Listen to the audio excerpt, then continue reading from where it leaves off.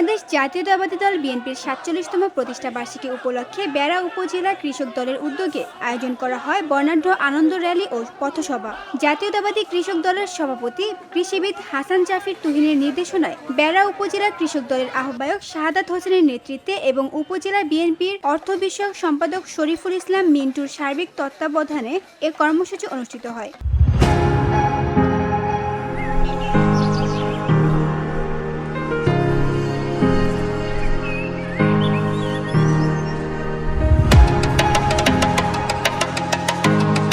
বৃহস্পতিবার বিকেলে উপজেলার নগরবাড়ির ঘাটের টিক্কা বাজার থেকে র্যালিটি শুরু হয়ে ঘাট এলাকার বিভিন্ন সড়ক প্রদক্ষিণ করে। র্যালি শেষে এক পথসভা অনুষ্ঠিত হয়। পথসভায় সভাপতিত্ব করেন বেড়া উপজেলা কৃষক দলের যুগ্ম আহ্বায়ক আতোয়ার রহমান। এ সময় বক্তারা দলের ঐতিহ্য, কৃষক দলের ভূমিকা এবং বর্তমান রাজনৈতিক প্রেক্ষাপটে সংগঠনের অবস্থান নিয়ে গুরুত্বপূর্ণ বক্তব্য রাখেন।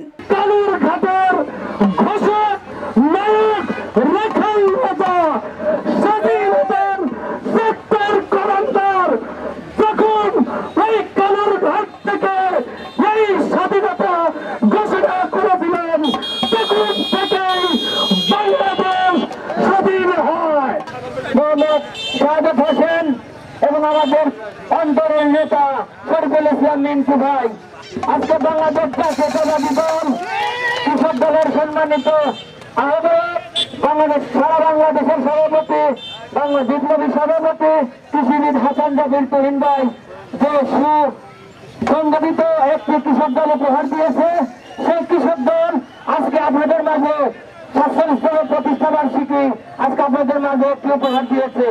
পথসভায় আরও উপস্থিত ছিলেন বেড়া উপজেলা কৃষক দলের সিনিয়র যুগ্ম আহ্বায়ক হেকমত আলী স্বপন, ছাত্রনেতা নাইম সহ কৃষক দল, ছাত্রদল, মৎস্যজীবী দল এবং বিএনপির বিভিন্ন সহযোগী সংগঠনের নেতাকর্মীবৃন্দ।